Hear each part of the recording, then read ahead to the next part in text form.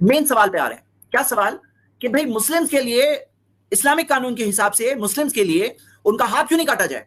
तो चलिए मैं आप सबके सामने बात रख रहा हूं और आप सब को मैं वेलकम करता हूं कि जो लोग खास तौर से जो खान सर के फॉलोअर हैं वो भी, और आज जो सारे जो लोग हैं जो इस इशू के अंदर ये सवाल पूछ रहे हैं, मीडिया में सवाल उठाया जा रहा है, ये वीडियो इतनी वायरल हुई है, आइए फेस टू फेस इस सवाल का जवाब देखें।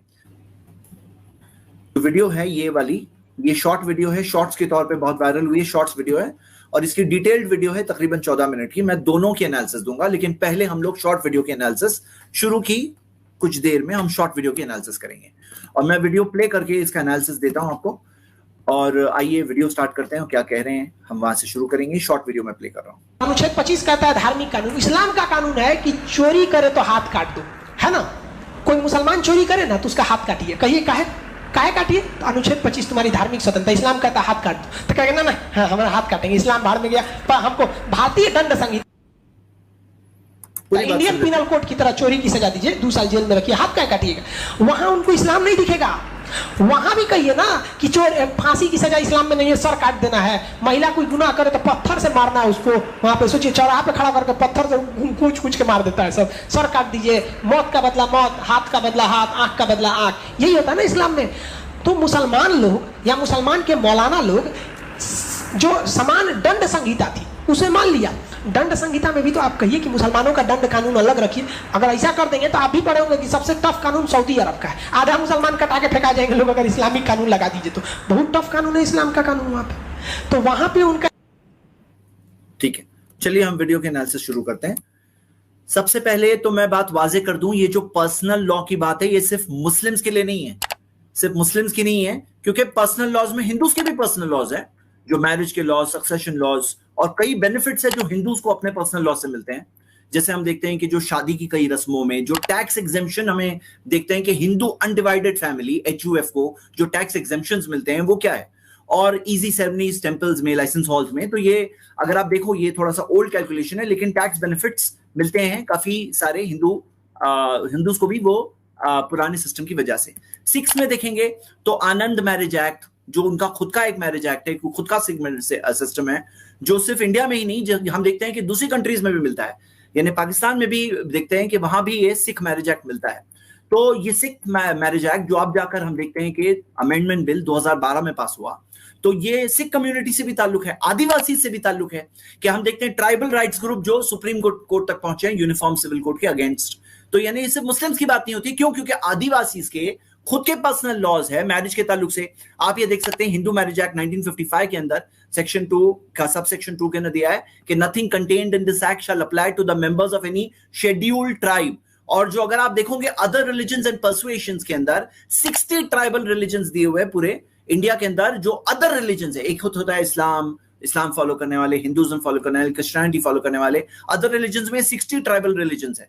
क्रिश्चियन से भी ताल्लुक है, क्योंकि क्रिश्चियंस की जो एक्ट्स है जो ब्रिटिश जमाने से एक्टेड आउट है, और उसके अंदर भी जैसे कई सारे स्पेशल चीजें हैं जो डिफरेंट है, और इसी वजह से क्रिश्चियंस भी कई जगहों पे वो प्रोटेस्ट कर रहे हैं। पारसीज का भी अपने मैरिज के ट्रेडिशंस है, उनकी भी अपनी ट्रेडिशंस है, और ऑफ कोर्स मुस्लिम्स की भी है। और मुस्लिम की आबादी यहाँ की इतनी बड़ी आबादी है कि अगर आप देखोगे दुनिया की बहुत सारी 189 कंट्रीज की आबादी से ज्यादा मुसलमान यहाँ पर इंडिया में बसते हैं। एक बहुत बड़ी माइनॉरिटी हम भी हैं यहाँ पे इंडिया में, और ये सारी चीजें हम देख सकते हैं। और ये एक ऐसी आजादी की हम बात कर रहे हैं जो ब्रिटिश ने भी अपने जमाने में सप्रेस नहीं किया। जैसा कि आप देख सकते हो कि ब्रिटिश जमाने में भी कम्युनिटीज को अपने जो पर्सनल लॉस के तौर पर, चाहे उनकी मैरिज, डिवोर्स, विरासत, जो फैमिली के मैटर्स है, उसको अपने तौर पर, अपनी प्रथाओं के तौर पर करने की इजाजत, आजादी थी, उस जमाने में भी थी। तो ये जो आजादी जो चलती आई है, ये आजादी आज खत्म करने की बात जब हो रही है, तो हम ये देखते हैं कि ये जो सवाल उठाया जा रहा है, चलिए जो उन्होंने सवाल उठाया है, सबसे पहले तो हम देखते हैं कि कॉन्स्टिट्यूशन का सेक्शन 25 में क्या ये कहा गया है जो वो कह रहे हैं। देखिए मैं फिर से प्ले कर रहा हूं वीडियो, स्टार्टिंग में हम स्टार्टिंग में जाते हैं। अगर अनुच्छेद 25 कहता है धार्मिक कानून, इस्लाम का कानून है कि चोरी करे तो हाथ। सेक्शन 25 जो धार्मिक कानून कहता है, आइए देखते हैं क्या कहता है। सेक्शन 25 खोलते हैं तो all persons are equally entitled to freedom of conscience and the right to freely profess, practice and propagate religion। यहां पे धर्म को प्रैक्टिस करने की बात हो रही है, प्रोफेस करने की बात हो रही है। और सेक्शन 26 देखोगे to manage its own affairs in matters of religion, धर्म की बात हो रही है। सेक्शन 25, 26 के अंदर कानून की बात नहीं हुई है। फिर से सुनिए, मैं जो बात कह रहा हूं इनके साथ फिर से सुनिए। इस्लाम का कानून, अगर अनुच्छेद 25 कहता है धार्मिक कानून, इस्लाम का कानून है कि चोरी करे तो हाथ काट दो, है ना? कोई मुसलमान चोरी करे तो यहाँ पे धार्मिक कानून के अंदर सेक्शन 25 का जो हवाला दे रहे हैं, सेक्शन 25 के अंदर बात हो रही है, किस चीज की बात हो रही है? सेक्शन 25 में रिलीजन की प्रैक्टिस की बात हो रही है, लीगल लॉज कानून की बात नहीं हो रही। तो इस सेक्शन 25 का हवाला देकर ये नहीं कह सकते हैं कि ऐसा हो। तो मैंने जो अभी बताया कि दूसरे मजहबों से भी ताल्लुक है, ये उसके जो रिपोर्ट्स है, जैसे आप यहां देख सकते हैं स्क्रीन पर, लेक्सी लॉ की रिपोर्ट, जो ब्रिटिश जमाने में भी हमारे पास ये आजादी थी, यहां पे आप पढ़ सकते हैं जो रेड में लिखा हुआ है। It is also recommended that the personal laws of the Hindus and Muslim should be kept outside such codification. मतलब ये जो कोडिफिकेशन जो इंडियन लॉ का हुआ, उसके अंदर पर्सनल लॉज को बाहर रखा गया था उस जमाने में भी, और personal laws continue to be govern by separate courts for different communities. तो हम देखते हैं क्वीन का प्रोक्लेमेशन के अंदर भी ये आजादी हमसे नहीं छीनी गई थी, जो रिलीजियस आजादी है। वॉरेन हेस्टिंग्स ने 1772 में जो प्रोविजंस क्रिएट किए, जिसके अंदर Hindu law for Hindus, Islamic law for Muslims, for litigation purposes to related to personal matters, तो यानी वहां से ये आजादी मेंटेन रही है। चलिए मैं आगे कंटिन्यू करता हूं। मेन सवाल पे आ रहे हैं। क्या सवाल? कि भाई मुस्लिम्स के लिए इस्लामिक कानून के हिसाब से मुस्लिम्स के लिए उनका हाथ क्यों नहीं काटा जाए? तो चलिए मैं आप सबके सामने बात रख रहा हूं और आप सब को मैं वेलकम करता हूं कि जो लोग, खास तौर से जो खान सर के फॉलोअर हैं वो भी, और आज जो सारे जो लोग हैं जो इस इशू के अंदर ये सवाल पूछ रहे हैं, मीडिया में सवाल उठाया जा रहा है, ये वीडियो इतनी वायरल हुई है, आइए फेस टू फेस इस सवाल का जवाब देखें। सबसे पहले तो कई सारे जो क्राइम्स होते हैं वो इंटरकनेक्टेड होते हैं। जैसे फॉर एग्जाम्पल, अगर कोई चीज के अंदर एक गवाह है वो नॉन मुस्लिम है, और जो मुजरिम है, मुल्जिम है, मुल्जिम पहले तो इल्जाम लगाया जाएगा, बाद में जाके जुर्म साबित होगा, वो मुजरिम बनेगा। जो मुल्जिम है वो अगर मुस्लिम हो, तो यहां पर इस्लामिक कानून के हिसाब से जो गवाह है, वो गवाह को अगर वो झूठी गवाही देता है और पकड़ा गया झूठी गवाही बोलते हुए, तो वो बच के नहीं जा सकता, उसको पब्लिकली 80 कोड़े मारने की सजा दी जाएगी। अब यहां पे वो जो मुस्लिम है जिसपे इल्जाम लगाया जा रहा है, उसको सिक्योर किया गया, क्योंकि सजा जब सख्त है तो सजा जो मुल्जिम, जब मुजरिम, उसका जुर्म जब साबित होगा तो उसके ऊपर सजा जब सख्त है तो उसका चेकिंग प्रोसीजर भी सख्त है। चेकिंग प्रोसीजर भी सख्त है, जैसे कि मैं अभी आपको बताने वाला हूं थोड़ी देर में, ताकि किसी भी मासूम पर सजा ना आ जाए। ये बहुत इंपॉर्टेंट रूल है।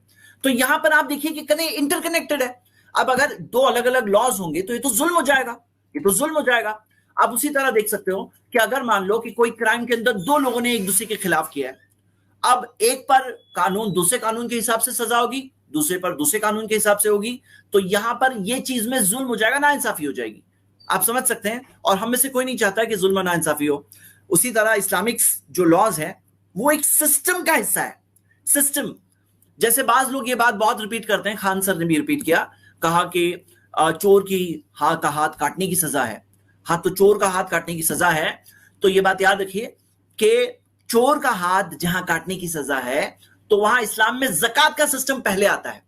ज़कात का सिस्टम पहले आता है। और मैं चोरी की मिसाल से आपको मैं चंद बातें बताने वाला हूं जो आप थोड़ी देर में देखेंगे कि ज़कात के सिस्टम के अंदर सारे मालदार लोगों का अपने 2.5% अपने प्रॉपर्टी, माल का हिस्सा एवरी ईयर देना पड़ेगा, लिक्विड एसेट्स का हिस्सा, और जो ज़कातेबल एसेट्स होते हैं उसका हिस्सा उनको 2.5% देना पड़ेगा एवरी ईयर। अब क्या होगा? कोई भूखा नहीं मरेगा। उसके बाद जाके कई स्टेप्स के बाद में ये एक चीज आती है कि जिसके अंदर एक पनिशमेंट है, इस्लाम के अंदर स्ट्रिक्ट पनिशमेंट है कि चोर का हाथ काटा जाएगा। तो आगे हम ये देखते हैं, उसी तरह जो उन्होंने कहा कि औरतों को, जो अगर औरत अगर मैरिड है, और औरत ही नहीं, सिर्फ औरत कह रहे हैं, मर्द भी अगर मैरिड है, औरत भी मैरिड है, तो दोनों ने अगर अडल्ट्री किए हैं, यानी कि जो फैमिली के अंदर पाकीज़गी होनी चाहिए, जो रिलेशंस, सेक्सुअल रिलेशंस बाहर हो, उसके 4 आई विटनेसेस मिले हैं। 4 आई विटनेसेस यानी कि आप समझ सकते हैं कि उसके अंदर ऐसा नहीं है कि किसी के ऊपर भी इल्जाम लगा दिए और उसके ऊपर सजा नाफिज हो जाए। 4 आई विटनेसेस ने देखा, वो कह रहे हैं कि ऐसा हुआ, तो फिर जाकर ऐसे केस के अंदर उसको पब्लिकली स्टोनिंग टू डेथ की सजा दी जाएगी, या तो वो आकर इकरार कर रहे हैं कि हाँ मैंने किया, एक्सेप्ट कर रहे हैं जुर्म को।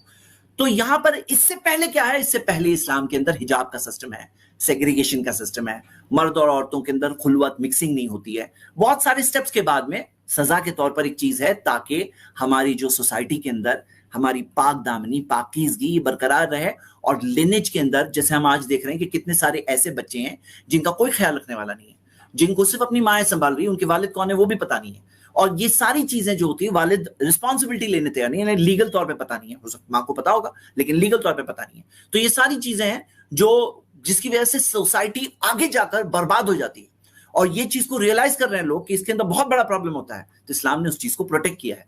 अब आइए यहां पर ये जो कह रहे हैं कि जो मैं अल्फाज में रिपीट करता हूं, कोई मुसलमान चोरी करे ना तो उसका हाथ काटिए। कहिए काहे काटिए? तो अनुच्छेद 25 तुम्हारी धार्मिक स्वतंत्रता, इस्लाम कहता है हाथ काट दो, तो कहेगा ना हाँ हमारा हाथ काटेंगे, इस्लाम भाड़ में गया। पर हमको भारतीय इस्लाम भाड़ में गया कौन मुसलमान बोलेगा? कौन मुसलमान बोलेगा इस्लाम भाड़ में गया? ये झूठ बात है। अल्लाह अकबर, ऐसा कोई ईमान वाला कोई मुस्लिम बोल सकता है? कोई नहीं बोल सकता है, कोई नहीं बोल सकता है। ये झूठी बात है, झूठा इल्जाम है, और ये चीज इस तरह से कहने से पहले डरना चाहिए कि कोई भी किसी के बारे में, कोई भी मजहब के बारे में ऐसा कोई कहे तो ये बात बिल्कुल गलत है, ये बिल्कुल आउट ऑफ, ये बिल्कुल गलत बात है। कोई ईमान वाला है, इस्लाम है, फॉलोअर है, वैसी बात नहीं बोल सकता। दंड संहिता, इंडियन पिनल कोड की तरह चोरी की सजा दीजिए, 2 साल जेल में रखिए, हाथ क्या काटिएगा? वहां उनको इस्लाम नहीं दिखेगा। वहां भी कहिए ना हमें इस्लाम कि हर जगह दिखता है, हमें इस्लाम हर जगह दिखता है, हम इस्लाम हर जगह फॉलो करते हैं।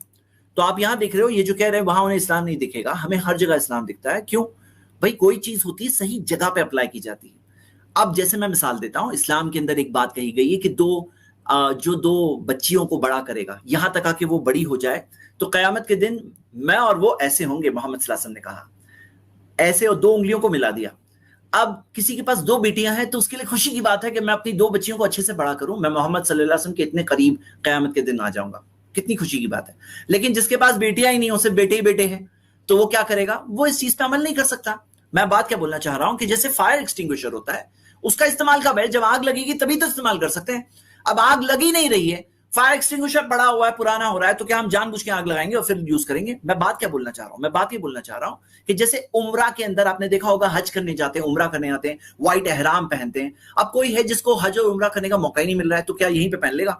अपने घर में पहन लेगा? तो नहीं, जो चीज जिस जगह है उस जगह अप्लाई होगी, जो चीज जिस जगह है उस जगह अप्लाई होगी। तो इस्लामिक लॉज है, जहां पे हुकूमत होगी वहां पे लॉज अप्लाई होंगे, जहां हुकूमत नहीं है वहां लॉज अप्लाई कैसे हो सकते हैं? तो हम ये जो इनका कहना है कि ये यहां पे अप्लाई करो, यहां पे ये चीज अप्लाई करो, ये बात सही नहीं है, ये बात सही नहीं है।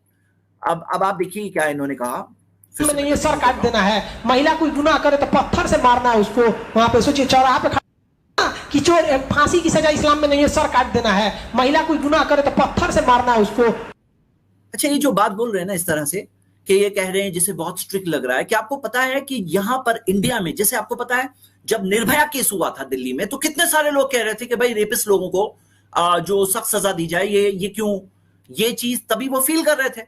तो इस्लाम के अंदर जो स्ट्रिक्ट लॉज है कि कोई रेपिस्ट है उसके लिए बहुत सख्त सजा है, चोरी करने के लिए सख्त सजा है, लेकिन सिस्टम के साथ है, ऐसा नहीं कि बिना सिस्टम एक चीज है। हाँ, ये बात को बहुत इंपॉर्टेंट है। तो आप देखोगे कई सारे पॉलिटिकल लीडर्स कई सारे मौकों पर कहते हैं कि भाई ऐसी चीजों में हमें शरिया लाइक लॉज चाहिए, शरिया लाइक लॉज चाहिए, ताकि क्राइम्स अगेंस्ट वुमेन में औरतों की इज्जत की हिफाजत हो सके, जो इतना सारा क्राइम बढ़ते जा रहा है। तो वो लोग तभी कहते हैं।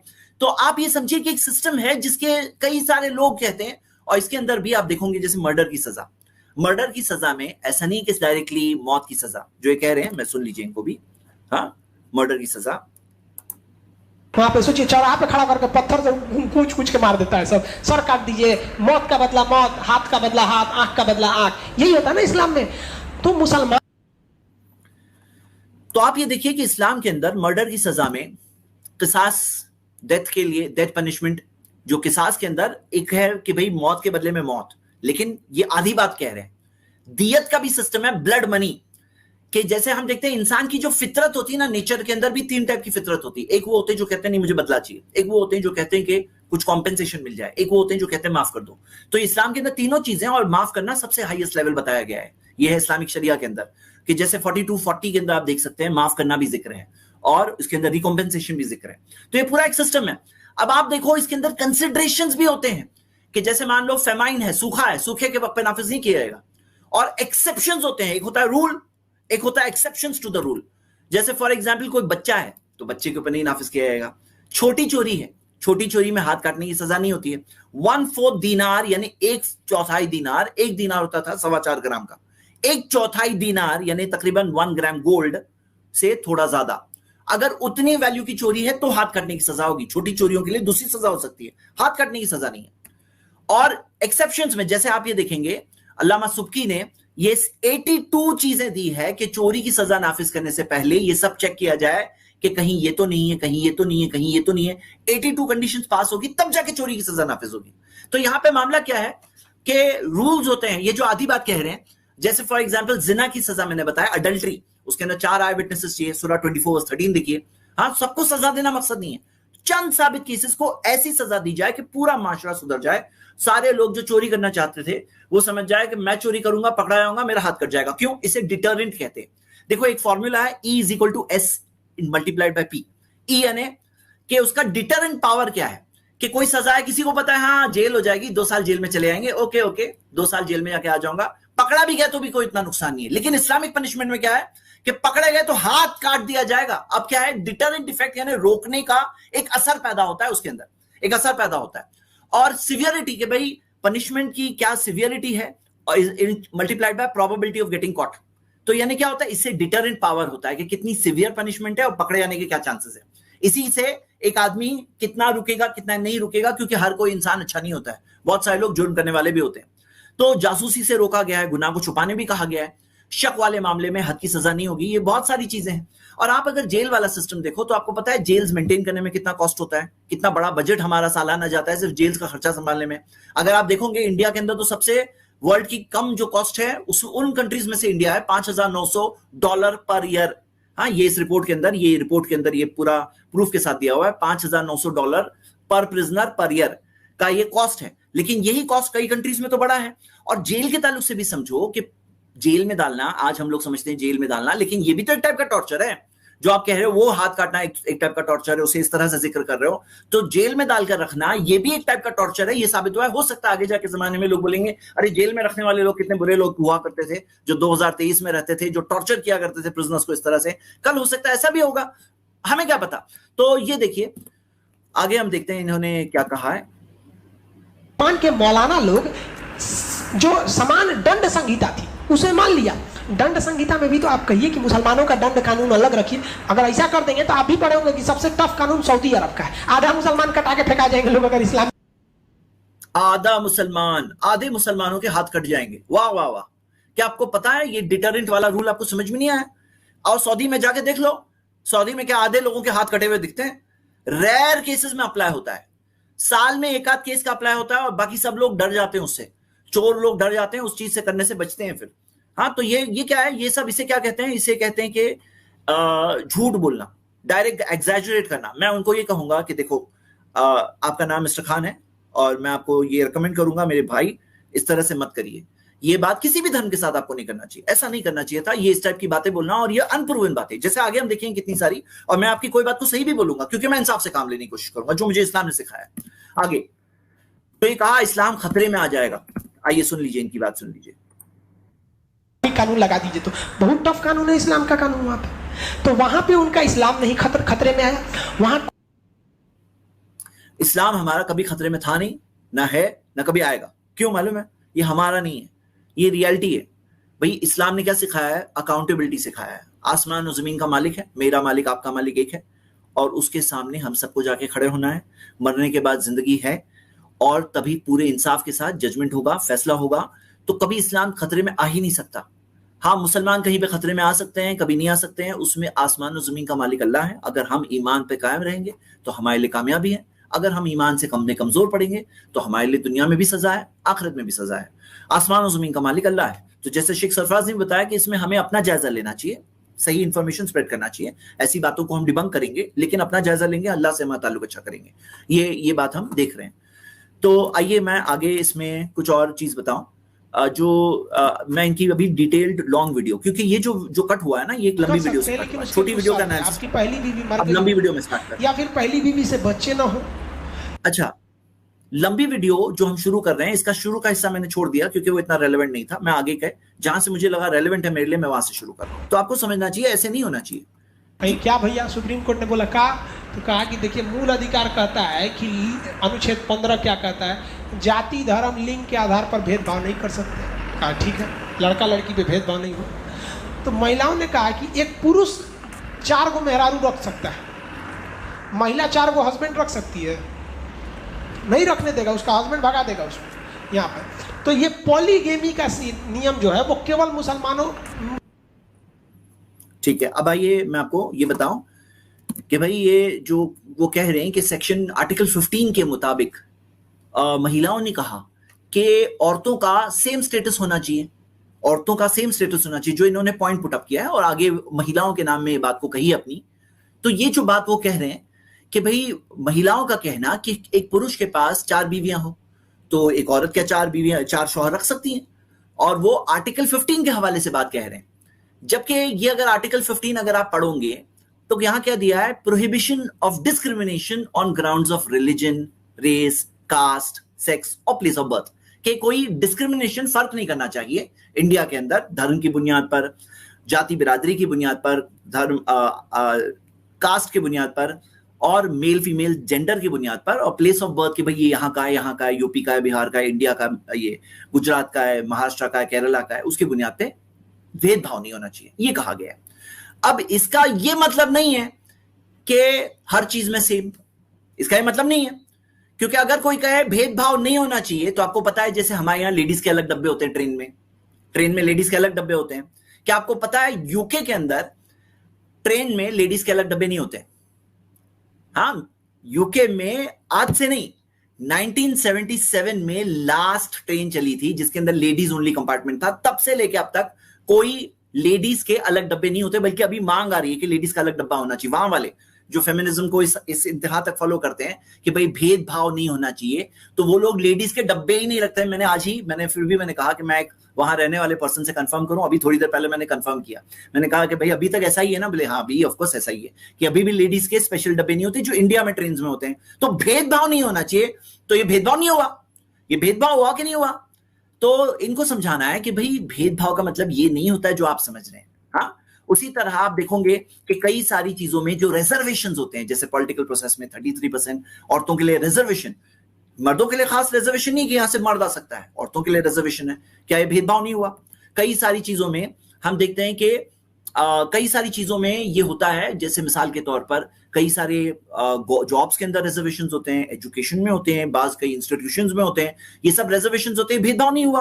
हाँ, और positive racism is also racism, ये एक थॉट है। तो ये जो सवाल इन्होंने पूछा है पॉलीगमी के ताल्लुक से, आइए मैं सवाल को डायरेक्टली लूं और पहले हम सुनेंगे वो क्या कह रहे हैं। मैं इनको ऐड टू स्ट्रीम कर रहा हूं फिर से। पुरुष में ये ज्यादा प्रचलन था, हालांकि ये जो चीजें हैं बहु विवाह जो है ये अशिक्षितता का इसका मुख्य कारण होता है। आप रामविलास पासवान को देखेंगे ना, ये बिहार के नेता हैं, पहले रेल मंत्री भी रहे थे, उन्होंने भी 2 शादी किया है। दिग्विजय कह रहे हैं रामविलास पासवान की भी 2 बीवियां हैं। हाँ, सिंह को देख लीजिए, कांग्रेस के बड़ा नेता है, उन्होंने 2 शादी, मुलायम सिंह को देखिए 2 शादी किया। तो ये एक अलग चीज है। तो इसमें कहा गया है कि नहीं भैया हिंदू भी एगो शादी, अभी थोड़ी देर पहले कह रहे थे मुसलमानों में ही है और अपनी ही बात को खुद कॉन्ट्रडिक्ट कर रहे हैं, अच्छी बात है। ये बिहार के नेता हैं, पहले रेल मंत्री, तो पीछे ले रहा हूं। मुसलमान पुरुष में ये ज्यादा प्रचलन था, हालांकि ये जो चीजें हैं बहु विवाह जो है, पॉलीगेमी का नियम जो है वो केवल मुसलमान पुरुष में ये ज्यादा प्रचलन था, हालांकि अच्छा ये जो कह रहे हैं ना पॉलीगमी का केवल मुसलमान पुरुषों में ज्यादा मिलता है, तो आइए मैं इनको बताता हूं कि भाई पॉलीगमी, और खुद भी बता रहे हैं रामविलास पासवान क्या मुस्लिम है, हाँ मुलायम सिंह क्या मुस्लिम है, और दिग्विजय सिंह क्या मुस्लिम है, खुद अपनी बात को कॉन्ट्रडिक्ट कर रहे हैं। लेकिन आगे देखिए, ये देखिए 1961 की रिपोर्ट है, पॉलीगमी के अंदर मुस्लिम्स 5.7% थे, हिंदूज 5.8% थे, और आदिवासी 15.25% थे। जैन भी मुस्लिम से ज्यादा थे 6.7%, और बुद्धिस्ट भी मुस्लिम से ज्यादा थे 7.9%। 61 की रिपोर्ट 1961। और अगर आप देखोगे ये 2006 की रिपोर्ट जो नेशनल फैमिली हेल्थ सर्वे की वेबसाइट पे दी हुई है, इसके अंदर आया कि हिंदूज 1.77% थे, और क्योंकि लीगली अलाउड नहीं है हिंदूज के लिए, वो बाइगेमी जो गोवा सिविल कोड के थ्रू जाके करें या कुछ और तरीके से करें वो अलग बात है। मुस्लिम्स में 2.55% है, क्रिश्चियन में ज्यादा पीछे नहीं है 2.35% है, लेकिन सबसे आगे बुद्धिस्ट 3.2%। हाँ, तो हम ये देखते हैं कि ये चीज कहना कि मुस्लिम्स ही सबसे आगे हैं, सबसे आगे तो बुद्धिस्ट है इसमें, और उससे पहले आदिवासी मिला था रिपोर्ट में। हाँ, और आप ये देख सकते हो कि गोवा सिविल कोड के अंदर अलाउड है, ये आपके सामने स्क्रीन पे लिखा हुआ है, गोवा सिविल कोड के अंदर मौजूद है ये। चलिए हम आगे बढ़ते हैं, आगे देखते हैं कि इन्होंने क्या कहा है। हैं, बहु विवाह जो है ये अशिक्षितता का इसका मुख्य कारण होता है। आप रामविलास पासवान को देखेंगे ना, ये बिहार के हैं, नेता हैं, पहले रेल मंत्री भी रहे थे, उन्होंने भी 2 शादी किया है। दिग्विजय सिंह को देख लीजिए, कांग्रेस के बड़ा नेता है, उन्होंने 2 शादी, मुलायम सिंह को देखिए 2 शादी किया। तो ये एक अलग चीज़ है। तो इसमें कहा गया है कि नहीं भैया, हिंदू भी एगो शादी और मुसलमान भी एक शादी, क्योंकि समान सिविल संहिता रहना चाहिए। आप हिंदू है ना, तो आप 7 फेरा लीजिए, हम आपकी रीतियों को नहीं मना कर सकते, क्योंकि अनुच्छेद 25 कहता है रीति नहीं चेंज कर सकते। आप मुसलमान है ना, तो आप कहिए निकाह कबूल है, आधा किलो छोहाड़ा लुटा दीजिए। मुसलमान में शादी होता है तो छोहाड़ा। देखिए बता दूं, ये रीति जो है ना, ये रीतियों में भी इंटरफेरेंस नहीं है। गॉड में कोई यूनिफॉर्म सिविल गॉड नहीं है। हम सबका यूनिफॉर्म कॉमन गॉड है क्या भाई? गॉड में सबका मालिक एक ही है, लेकिन इबादत और वर्शिप लोग अलग अलग गॉड्स की करते हैं। इबादत में, वर्शिप में क्या यूनिफॉर्म कॉमन वर्शिप है क्या हमारी? ना हमारी यूनिफॉर्म कॉमन गॉड है, ना हमारा यूनिफॉर्म कॉमन वर्शिप है, ना हमारी यूनिफॉर्म कॉमन रीति रिवाज है। और उसी तरह जिस तरह से रीति रिवाज को आप समझ रहे हो, उसी तरह बात यह है कि डूज एंड डोंट्स, कैसे क्या किया जाए, क्या जायज है क्या नाजायज है, फैमिली मैटर्स में ये चीज के अंदर कोई वो उसमें प्रॉब्लम नहीं है। ये चीज के अंदर कोई इंटरफेरेंस नहीं, आजादी मेंटेन्ड है और थी हमारी आजादी। हाँ जी, आगे हम देखते हैं। छोहाड़ा खिला देता है, शुभ माना जाता है मुसलमान में छोहाड़ा। जैसे हिंदू धर्म में नारियल कैसे शुभ है, वैसे मुसलमान में छोहाड़ा और खजूर शुभ होता है। अलग अलग अपना छुआरा और खजूर के बारे में हम लोगों को कुछ चीजें मिलती है, लेकिन शुभ जो समझते हैं ना, शुभ से क्या है ना, लकी या शुभ तो नहीं। खजूर के ताल्लुक से हम लोगों को कुछ एनकरेजमेंट मिलता है खजूर का, लेकिन ऐसा शुभ नहीं है कोई चीज। कोई शुभ और अशुभ कुछ नहीं है। सब चीज क्या है, अच्छा बुरा सब चीज मालिक, ऊपर वाला मालिक एक है, उसी के हाथ में सब कुछ है जी। आप जो देखिए ना, गजब भाई, यहाँ पे फल को भी बांट लिया, नारियल तुम्हारा छोहाड़ा मेरा। तो इसमें कहा गया है कि नहीं भाई, कोई चीज हमें बांटना नहीं, हम सबका मालिक एक है। ना छुआरा भी आपका और खजूर भी आपका और नारियल भी हमारा, और कोई वो नहीं है, ये सब हमारे हैं। हाँ, ये सब कोई बांटना नहीं है हमें, और हम सबका मालिक भी एक है और हम सबको उसी की इबादत करनी है। आप रीति अलग रखिए। ईसाई को शादी करना है मोमबत्ती जला के शादी कर लिया, हिंदू को शादी करना है तो अग्निकुंड जलाना, अब मुसलमान को शादी करना है मौलाना साहब से कबूल है। तो कहता है संविधान कि सबके लिए नियम कानून सेम रहना चाहिए। विवाह का ऐसा नहीं है कि आप बहु विवाह कर लीजिए, 4 को मेहरारू रख लीजिए, सबके लिए कानून सेम रहना चाहिए। 1 मिनट मैं आपको ये बताता हूं। इंडिया में 6667 स्टेट लॉज है, मतलब कानून, इतने कानून है जो स्टेट्स में अलग अलग बने हुए हैं। देख रहे हैं, आंध्र प्रदेश में सबसे ज्यादा 259 स्टेट लॉज है, अरुणाचल प्रदेश 48 स्टेट लॉज है। तो स्टेट लॉज में अलग अलग स्टेट्स में अलग अलग कानून है। तो ये कहना कि एक ही कानून होना चाहिए, ऐसा नहीं है। ये स्टेट का फिर लॉज का सिस्टम क्यों है? फिर तो सिर्फ हमारे पास लोकसभा होती, हमारे पास स्टेट्स के अंदर क्यों असेंबली होती है? स्टेट्स के अंदर जो हम देखते हैं कि यहाँ पे स्टेट्स के अंदर अलग इलेक्शन होकर चीफ मिनिस्टर के साथ, क्यों यहाँ का एक अलग अलग मिनिस्टर्स का सिस्टम होता है? तो स्टेट लॉज है, ऑब्वियसली एक नहीं है। और आप इसमें देखिए, अमेरिका के अंदर तो अलग अलग स्टेट्स में देखेंगे तो सिविल लॉ भी अलग है, क्रिमिनल लॉ भी अलग है। जो अमेरिका के 50 स्टेट्स है, 50 स्टेट्स के अंदर सबके अपने अपने सिविल लॉ है, क्रिमिनल लॉज है।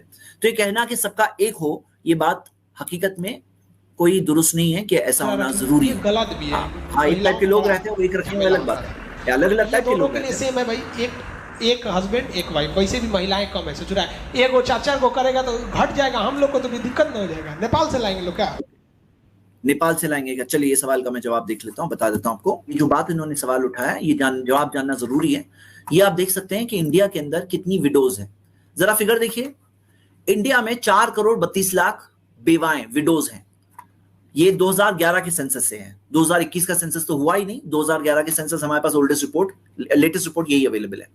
लेकिन मर्दों में 1,22,00,000 ऐसे मर्द हैं जो विडोवर्स बोलेंगे, जिन्हों डिवोर्सीज देखेंगे तो कितनी है? 9 लाख डिवोर्सीज हैं, और 23 लाख सेपरेटेड औरतें हैं, यानी कि ना मैरिड है ना डिवोर्स्ड है, बस ऐसे हस्बैंड ने छोड़ दिया।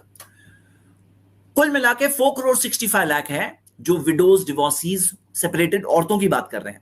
और इसमें अगर हम एक और फिगर ऐड करते हैं कि जो औरतों की 44 इयर्स की एज हो गई और शादी नहीं हुई, कंवारी, तो 66 लाख ऐसी भी हैं। तो कुल अगर आप देखोगे तो ये एक बहुत बड़ा फिगर है। दूसरी चीज आप देखोगे कि अगर हमारी कंट्री के अंदर जो डाउरी का सिस्टम इतना बड़ा है, दहेज का सिस्टम कितना प्रॉब्लम है, ये हम सब जानते हैं। और मैं इनके सवाल के जवाब के तौर पे बता रहा हूं कि दहेज के अंदर 24,771 डाउरी डेथ्स 3 साल में रिपोर्ट हुई थी। आप सोच सकते हो कि कितनी हुई होगी जब इतनी रिपोर्ट हुई। डाउरी डेथ किसको बोलते हैं?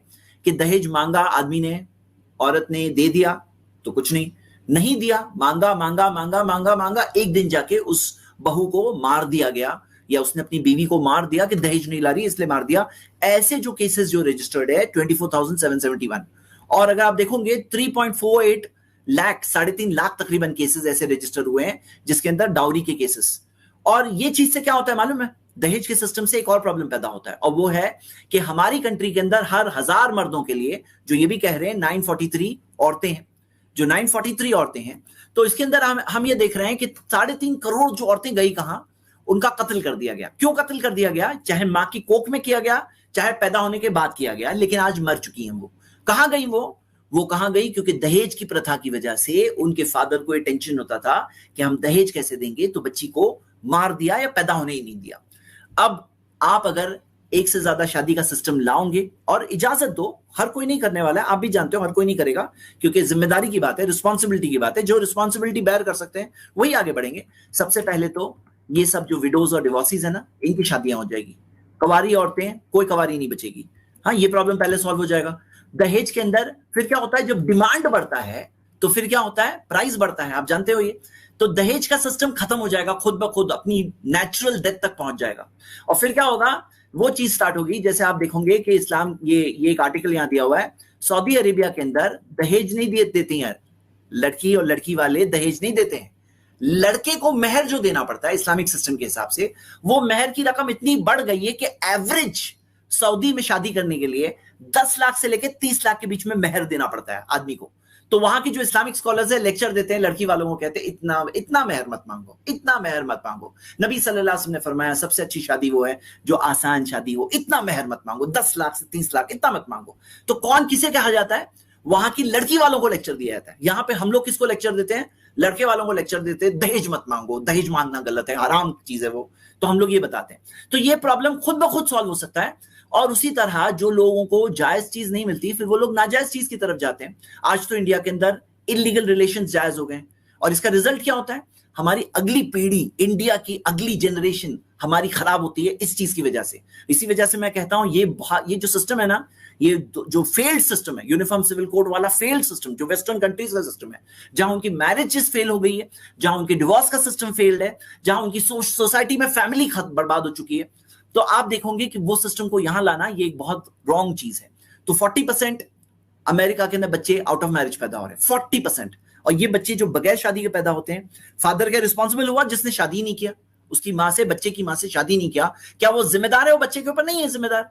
फिर देखिए क्या होता है, फिर ये होता है कि ऐसे बच्चों का देखा गया कि वो लोग ड्रग एडिक्शन के ज्यादा शिकार होते हैं, ऐसे बच्चों का स्कूल में परफॉर्मेंस खराब होता है, ये साबित है, ये देखिए रिपोर्ट्स है यहां आपके सामने है। और फिर ऐसी सिंगल माएं, जो तकरीबन अमेरिका के अंदर 2.25 करोड़ ऐसे बच्चे जो है वो सिंगल माएं बड़ा कर रही है, जो मां और बाप दोनों का रोल प्ले कर रही है। तो फिर क्या होता है, ऐसी माओं में सीवियर मेंटल डिसेबिलिटी 28% माओं में, और बहुत सारी माएं तो बच्चा पैदा ही नहीं होने देती। जो सिंगल माएं हैं 26% बच्चे माएं अबॉर्शन करा देती बच्चे का। हाँ, और जो ऐसे चीज सिस्टम की वजह से जो सेक्सुअली ट्रांसमिटेड डिजीजेस अमेरिका में यहां तक पहुंच गई है, ये रिपोर्ट देखिए कि अमेरिका की 33 करोड़ आबादी में से 11 करोड़ का एसटीडी हो चुका है, 11 करोड़। उसको सिर्फ कंट्रोल करने के लिए $16 बिलियन जो तकरीबन 1,70,000 करोड़ 1,70,000 करोड़ का खर्चा अमेरिकन गवर्नमेंट हर साल करती है, ताकि सेक्सुअली ट्रांसमिटेड डिजीज जो 1/3 आबादी को हो चुकी है वो और ज्यादा स्प्रेड ना हो जाए। हाँ, तो ये देख सकते हैं आप, 1/3 आबादी। तो ये मैंने इनके सवालों का जवाब दिया। मैं बता रहा हूं कि जो चीज बताई जा रही है ये एक ओल्ड सोच है, और जो एक रॉन्ग सोच है, और सही बात है कि इनको ओपन माइंड से देखना चाहिए कि आप लोग। हाँ, शशि थरूर भी कमेंट कर रहे हैं कि सर शशि थरूर भी, ठीक है। हाँ, शशि थरूर की भी 1 से ज्यादा वाइफ है। ये क्या पति वालों को लिस्ट बना के रख ले, कमेंट करके लिस्ट में दे रहा है सर, सबनी के दूध के पति। तो चलिए, एकरो हमको लग रहा है आइडिया है, काहे लिए ये लिस्ट काहे लिए बनाया, हमको भी लग रहा है ना ये बहाना बनाया है कि अगर कोई बोलेगा ती का 2 विवाह कर लिया, तो लिस्ट दिखाएगा, देखो इतना बड़ आदमी की। अरे भैया 2 विवाह करेगा ना तो फिर दूगो ब्याह करेगा तो फिर नरक देख लेगा पृथ्वी पे। देखिए, तो ये विवाह का कानून हो गया, पॉलीगेमी खत्म कर देगा। तलाक, सुप्रीम कोर्ट ने तलाक को खत्म कर दिया, तलाक के बिद्दत को खत्म किया। तलाक पर हम आपको प्रीवियस वीडियो में बता दिए हैं कि ये महिलाओं के, देखिए इस्लाम के अंदर ही तलाक बिदत जब वर्ड आप यूज कर रहे हो ना, उसका मीनिंग भी जान लेते हैं। वो बिदत वर्ड इसलिए है कि वो साबित नहीं है, वो सुन्नत नहीं है, वो तरीका नहीं है, और वो खराब, वो रॉन्ग है, वो हराम है जो तरीका है, और जो सही तरीका है वो करने सिखाया गया। और ये चीज जो तलाक बिदत है कि एक ही बार बैठ करके कोई कहे तलाक तलाक तलाक और ये 3 हो गई, तो ये हर जमाने और दौर में, एक जमाने में किया गया था, उस जमाने के लोगों में एक प्रॉब्लम देखा गया, उसको सॉल्व करने के लिए एक सजा के तौर पे लाया गया था। ये हर जमाने के अंदर नहीं था, और हर जमाने के अंदर शरीयत नहीं बदली। तो आप देखिए मोहम्मद सल्लल्लाहु अलैहि वसल्लम के जमाने में भी 3 तलाक एक ही थी, और अबू बकर रदियल्लाहु के जमाने में भी 3 तलाक एक ही शुमार होती थी, और उमर रदियल्लाहु के जमाने में भी शुरुआत में 3 तलाक एक ही शुमार की जाती थी। उन्होंने एक प्रॉब्लम देखा, वो उस वक्त के लिए उन्होंने लाया, हमेशा के लिए नहीं किया, हमेशा की शरीयत नहीं बनाई। और ये चीज को मुसलमानों के अंदर हम देखते हैं कि आप अगर सऊदी की जो सीनियर कमिटी ऑफ स्कॉलर्स है उनका भी फतवा ये है, और बहुत सारे ऐसे स्कॉलर्स है जिन्होंने प्रूफ के साथ ये फतवा दिया है कि वो एक ही, वो हमारे अंदर का मसला है, वो हम एजुकेशन के जरिए हम सॉल्व कर सकते हैं। एक तरह के उनके लिबर्टी के खिलाफ था, उनकी पूरी जिंदगी 3 तलाक के अंडर में खत्म हो जाती थी। तो ये अभी भी समान सिविल संहिता आया नहीं है। जिस दिन आएगा ना तो हिंदू भी तलाक दे सकता है और मुसलमान भी तलाक दे सकता है। लेकिन ये जो कह रहे हैं ना कि हिंदू भी तलाक दे सकता है, मुसलमान भी तलाक दे सकता है, तो ये अभी इसका कोई ड्राफ्ट पहुंचा ही नहीं है ना, आपको तो कहां से तलाक देने के लिए कोर्ट में जाना पड़ेगा। समझ में आ गया कि कोर्ट में जाना पड़ेगा? ये बात सुनो, कोर्ट में जाना पड़ेगा तलाक देने के लिए। हाँ, ये चीज को देखेंगे, कोर्ट में जाएंगे तो कोर्ट का क्या मामला है, आप कोर्ट के बारे में देख सकते हो कि वहां पे करोड़ों केसेस पेंडिंग पड़े हुए हैं। कोर्ट के अंदर 1-2 नहीं, करोड़ों केसेस पेंडिंग पड़े हुए हैं। ये थोड़ी ओल्ड रिपोर्ट है कि 2 करोड़ केसेस उस वक्त पे पेंडिंग थे, मैंने लेटेस्ट चेक किया, इससे बहुत हाई फिगर है, आजकल हाई फिगर है। और इसके अंदर एस्टिमेट ये था कि अगर 30 साल तक एक भी नया केस नहीं आएगा तो जो पिछले केसेस क्रिमिनल वाले खत्म हो जाएंगे, सिविल वाले तो कभी खत्म नहीं होंगे, इतने सारे सिविल केसेस है पेंडिंग। इसी वजह से कोर्ट में हो जाएगा। कोर्ट में आपको पता है डिवोर्स का मामला कितना टाइम लगता है, कितना कॉम्प्लिकेटेड मामला है, तो इट्स लॉन्ग एंड कॉम्प्लिकेटेड क्योंकि कोर्ट्स लोडेड है, ओवरलोडेड है, उसके अंदर एग्जिस्टिंग लोड के साथ एडिशनल लोड लाने वाली बात है। कभी कभी किसी केस के अंदर, जैसे आप ये रिपोर्ट देख सकते हैं, 15 साल तक भी वेट करना पड़ता है डिवोर्स मिलने के लिए। 15 साल आपके सामने ये रिपोर्ट मौजूद है, देखिए लिंक खोल करके आपको चेक करिए। और होता क्या है ना, फिर बहुत सारे लोग जो हैं औरतों को, अपनी बीवियों को डिवोर्स देते ही नहीं है, ऐसे ही छोड़ देते हैं पेंडिंग। और ऐसे सेपरेटेड केसेस आप देखोगे हिंदू कम्युनिटी के अंदर तो 19 लाख ऐसी औरतें हैं जो सेपरेटेड है। मुस्लिम कम्युनिटी में भी है, लेकिन उसके कंपैरिजन प्रोपोर्शनल तौर पर कम है, 2,87,000 है। और ये चीज बढ़ती है जब इस टाइप में डिवोर्स के अंदर प्रॉब्लम्स आते हैं, डिफिकल्टीज पैदा की जाती है, तो ऐसी औरतों के केसेस बढ़ जाते हैं जो ना मैरिड है ना डिवोर्स्ड है, जैसे ऐसे ही सेपरेटेड में फिगर बढ़ जाता है। और चलिए आगे सुनते हैं ये जो कह रहे हैं, हमारे इस्लाम के खिलाफ है, ये है वो है, मौलाना लोग इस्लाम खत्म हो जाएगा। अरे इस्लाम खत्म हो जाएगा, अच्छा इस्लाम कभी खत्म नहीं होगा। इस्लाम क्यों नहीं खत्म होगा? क्योंकि ये रियलिटी है ना भाई। सूरज खत्म, सूरज पे को बोले कि भाई बादल छा गए ना तो सूरज खत्म हो जाएगा, नहीं, सूरज अपनी जगह पर है। इस्लाम जो है, जो बातें बताता है, वो इसलिए कि भाई हम सब जो है मरने के बाद एक जगह जाने वाले हैं। जिसने हमें पहली बार बनाया वो फिर बनाएगा, ये रियलिटी की बात है। ये कोई मेरा मजहब इसलिए मैं बोल रहा नहीं हूं, ये बस आंखें खोल के देखो, ये रियलिटी वाली बात है जो सबके सामने कोई भी देख सकता है। भाई तुम्हारा मेरा मालिक एक ही तो है, हम सबका मालिक एक ही है, और हम सबको उसी की वर्शिप करनी चाहिए।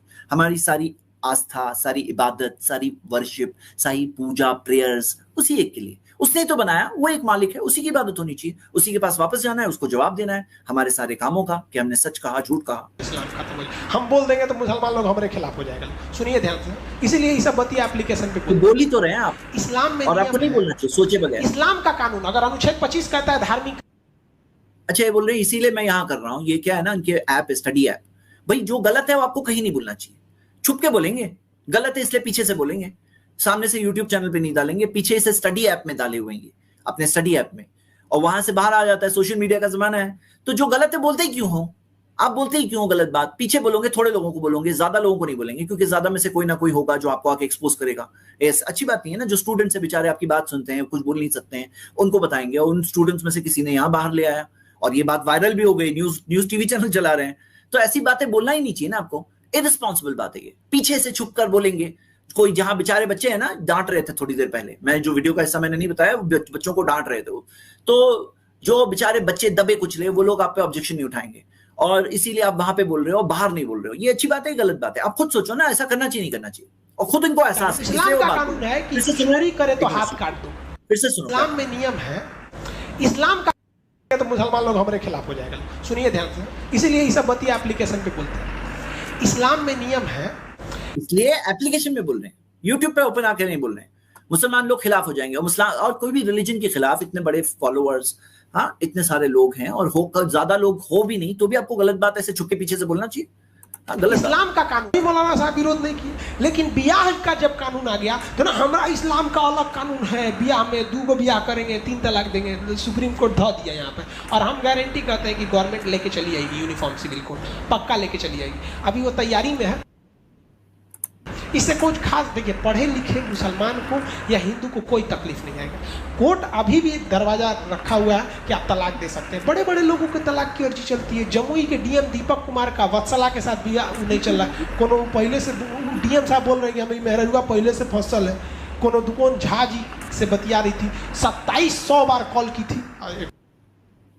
देखो अब यहाँ पे डिवोर्स के बारे में जो आप कह रहे हो ना, ये बात को समझिए, मैं जो ये पॉइंट रेस कर रहा है मैं इसका जवाब देना, थोड़ा सुन लेते हैं।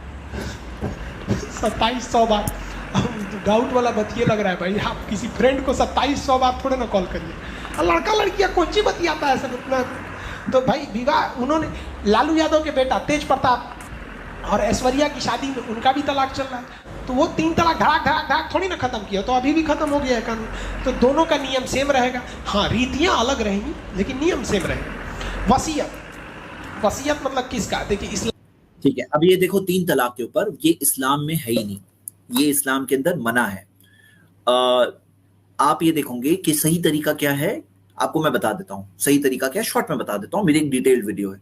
कोई शख्स, जैसा ये कह रहे हैं, आगे जाके और कहेंगे कि कोई शख्स को गुस्सा आ गया बीवी के ऊपर, उसने कहा तलाक तलाक तलाक, ऐसा थोड़ी है इस्लाम के अंदर। आपको पता होना चाहिए इस्लाम के अंदर सिस्टम ये है, कुरान के अंदर किसी को अगर तलाक देना है तो क्या देखेगा? सूरह तलाक है, सूरह 65 की पहली आयत, या अय्युहन नबी इज़ा तल्लक़्तुमुन निसा फ़तल्लिक़ूहुन्ना लिइद्दतिहिन्ना, ए नबी जब तुम मुसलमान तलाक दो तो औरतों को तलाक उसके मुतय्यना वक्त पर दो, उसके गिवन टाइम पर दो, लिइद्दतिहिन्ना उसके टाइम पर दो। तो हम ये देखें कि टाइम क्या होता है, तलाक देने में टाइम क्या होता है, इद्दतिहिन्ना जो टाइम है वो टाइम क्या है। तो अगर बीवी मेंसेस में है, मेंसेस में है तलाक नहीं दे सकते, मेंसेस के अंदर है तो वेट करो, निफास में है यानी डिलीवरी के बाद की ब्लीडिंग में है तलाक नहीं दे सकते, वेट करो, क्लियरली है, हराम है, मना है। सही बुखारी की हदीस कि अगर प्योरिटी वाले पीरियड में है, लेकिन मियाँ बीवी के अगर रिश्ता जो रिलेशंस कायम किए गए हैं उस पीरियड के अंदर, मेंसेस के बाद वाले प्योरिटी वाले पीरियड में है, लेकिन उनके अगर रिलेशंस हुए हैं तो हस्बैंड तलाक नहीं दे सकता। अब वेट करो, अब जब वो वेट करेगा कि ओके हाँ अगली, मुझे आज बहुत गुस्सा आ रहा है, अभी अगली बार जब उसका मेंसेस आएगा, मेंसेस से वो पाक होगी, तब मैं जाके तलाक कहूंगा, डायरेक्टली कई दिन वेट करना पड़ता है। वेट करने में गुस्सा ठंडा हो जाता है, इस्लाम का सिस्टम है। अब ये सिस्टम के अंदर सपोज करो, मिसाल के तौर पर कंट्री के अंदर कानून होते हैं ना, ट्रैफिक लॉज होते हैं, ट्रैफिक लॉज। अब कोई होता है जो ट्रैफिक का कानून तोड़ता है, होते हैं ना जो सिग्नल तोड़ के जाते हैं। अब सिग्नल तोड़ के गया, एक्सीडेंट हो गया, तो आप दोष किसको दोगे? आप ड्राइवर को दोष दोगे ना, आप कानून को तो दोष नहीं दोगे।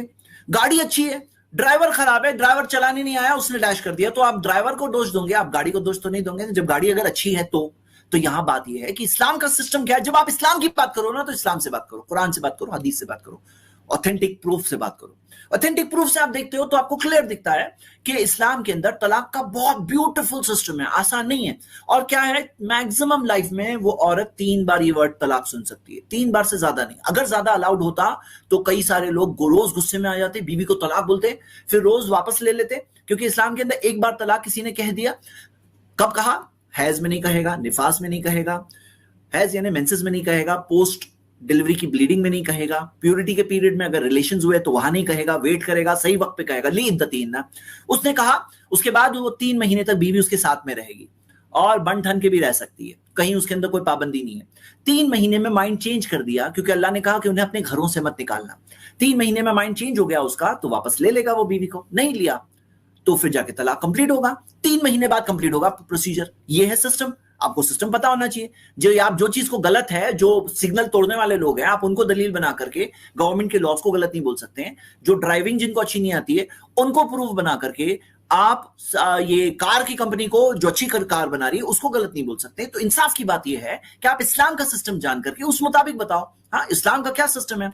तो इस्लाम के सिस्टम में हम देखते हैं ना, तो हमें यह मिलता है कि नंबर 1 ये सिस्टम है, और उसके अंदर भी मैक्सिमम लाइफ में 3 बार वो औरत तलाक सुन सकती है। वर्ड तलाक वर्ड मैक्सिमम जिंदगी में 3 बार, एक बार सुन ली वापस ले सकता है शौहर, दूसरी बार तलाक कहा वापस ले सकता है, थर्ड टाइम तलाक कहता है तो वापस नहीं ले सकता। यानी क्या, अब उसके सर पे ये क्या मामला है, शौहर को डरने वाली बात है कि वो बीवी गई तो वापस नहीं ले सकता, अब वो वापस नहीं ले सकता। हाँ ये हुआ कि उसने किसी और से शादी की और ऐसा बाय चांस हुआ कि उसने भी उसे डिवोर्स दे दिया या उसके शौहर का इंतकाल हो गया, वो फ्री हो गई, अब वो शादी फिर से कर सकता है। लेकिन डायरेक्टली अगर होता तो फिर वो रोज लाइफ टाइम के लिए वो रोज तलाक सुनती, रोज वापस ले आया था। तो ये सिस्टम है।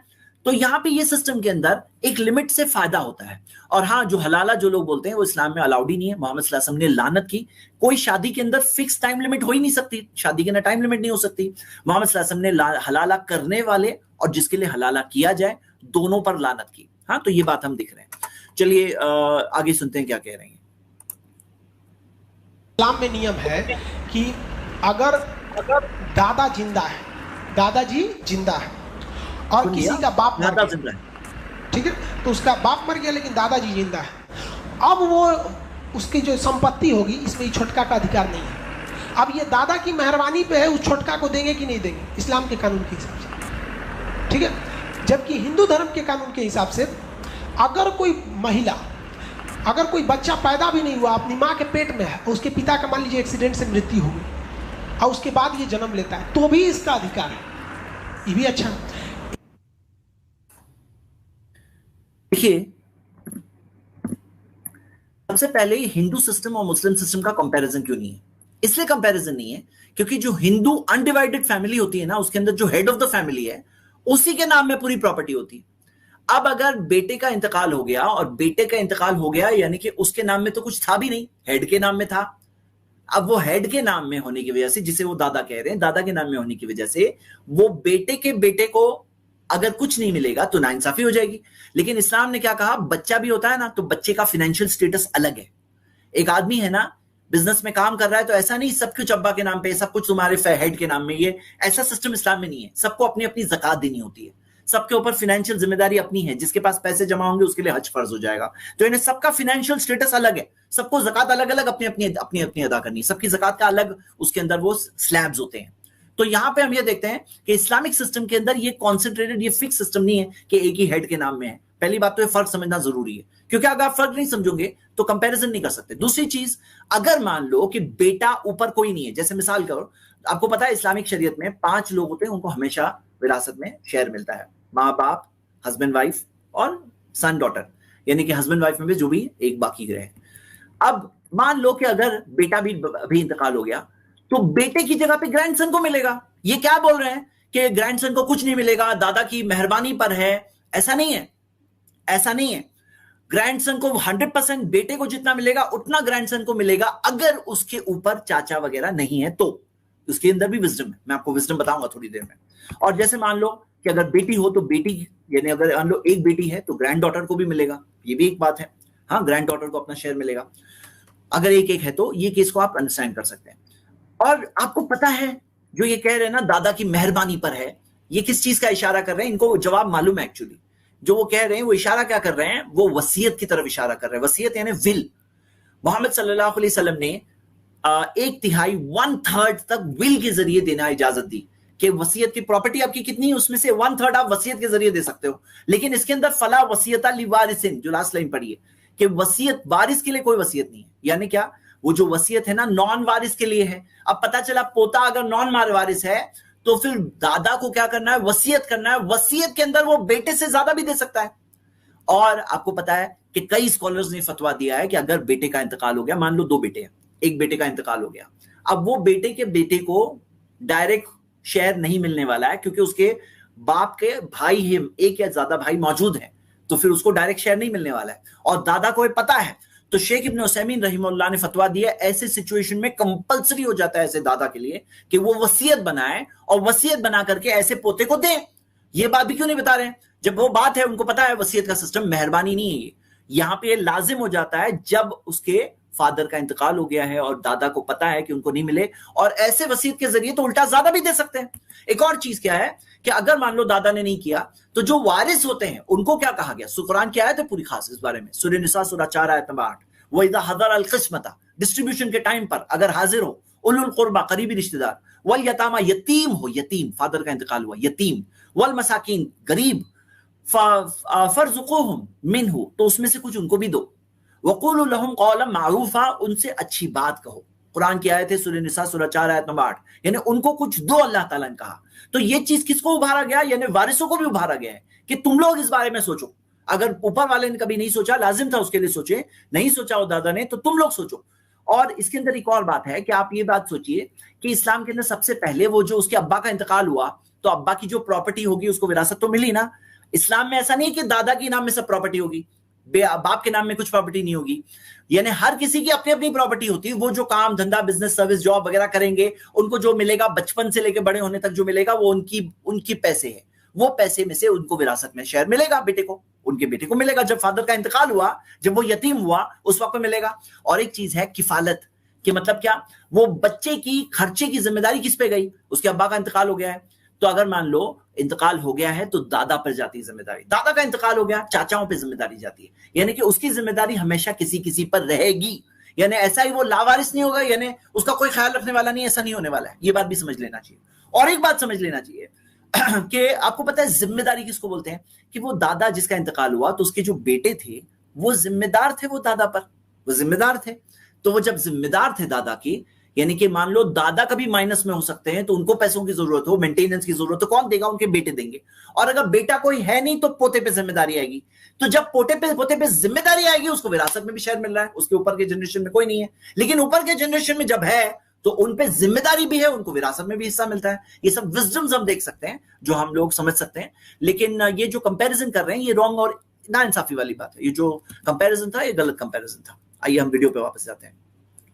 को भी अधिकार है संपत्ति में। हिंदुओं को पहले नहीं था, लेकिन अभी संशोधन करके दिया गया। लेकिन हिंदू पर्सनल लॉ में महिलाओं का संपत्ति में अधिकार नहीं था, संशोधन करके दिया। लेकिन इस्लाम में पहले से था। तो हिंदू धर्म की जो पर्सनल नियम थे उसमें भी कुछ अच्छाइयां थी, कुछ खराबियां थी। जैसे सती प्रथा, कोई भी जो सवाल यहां पूछा जाता है ना, वो ये सवाल पूछा जाता है इस पॉइंट पे कि जो हिंदुओं में वो कहते हैं कि दिया गया, लेकिन ये आधी बात बता रहे हैं जो दिया गया। तो इसके अंदर आपको पता है कि सबसे पहले तो 1937 में जाकर कुछ मिले। ये कब की बात है? Less than 100 years. और हमारे पास इस्लाम में एक्चुअली 1400 ईयर्स पहले से औरतों को राइट दिया गया। सूरा 4 वर्स 7 में यह आयत मौजूद है। ये कब दिया गया? 1937 में फर्स्ट टाइम कुछ राइट्स दिए गए, 1956 में और राइट्स दिए गए। लेकिन आज भी हाल क्या है आपको मालूम है? आप देखोगे एग्रीकल्चरल लैंड में जो खेती बाड़ी की जो जमीन है उसके अंदर बेटियों का शेयर नहीं है। क्या आपको मालूम है ये बात? और ये बात बहुत जरूरी इसलिए क्योंकि इंडिया की कितनी % आबादी गांव में रहती है? 65% आबादी गांव वगैरह में रहती है, 65%। तो ये जो कह रहे हैं दिया गया, और वही चीज में मुस्लिम महिलाओं को मिलता है जो उनका शेयर है। वो शेयर कितना है? वो शेयर के अंदर आप देखोगे कि इस्लाम के अंदर कुछ चीजों में, जैसे फॉर एग्जाम्पल 2:1 होता है। बेटा और बेटी देखेंगे तो बेटे का शेयर डबल होता है बेटी से। भाई का शेयर, अगर भाई और बहन देखेंगे, भाई का शेयर डबल होता है बहन से। हाँ, कुछ केसेस के अंदर इक्वल भी होता है, कुछ केसेस में औरतों का शेयर ज्यादा भी होता है। हाँ, जैसे उसकी कई मिसालें कल की स्ट्रीम में बताई गई। लेकिन कई केसेस में जैसे बेटा बेटी जो मेन जो केस होते हैं, बेटा और बेटी जो होते हैं, तो बेटे को डबल मिलेगा बेटी से। लेकिन इस्लामिक शरिया के अंदर क्या आपको पता है कि जो घर के खर्चे की जिम्मेदारी है, शादी से पहले घर के खर्चे की जिम्मेदारी एक लड़की की शादी से पहले उसके अब्बा पर है या उसके भाई पर है। अब्बा का इंतकाल हो गया, भाई पर है। और शादी के बाद उसके शौहर पर है या शौहर का इंतकाल हो गया तो उसके बेटे पर है। उसके खुद के ऊपर कभी है नहीं है। 100% फाइनेंशियल जिम्मेदारी मर्दों पे रखी गई है। तो विरासत में जो शेयर मिलेगा, साथ साथ में उनको जिम्मेदारी भी संभाली गई है। शेयर तो दिया गया है डबल, जो खास ऐसे बेटा बेटी वाली शेयर में केस में जहां उसको खर्चा संभालना है तो वहां पे डबल दिया गया। हाँ, माँ बाप में सेम है। माँ बाप में दोनों का 1/6 थे, क्योंकि माँ बाप के अंदर वहां वो रिस्पॉन्सिबिलिटी वाला एंगल नहीं होता है ज्यादा, यहां पे ज्यादा एंगल होता है। 2:1।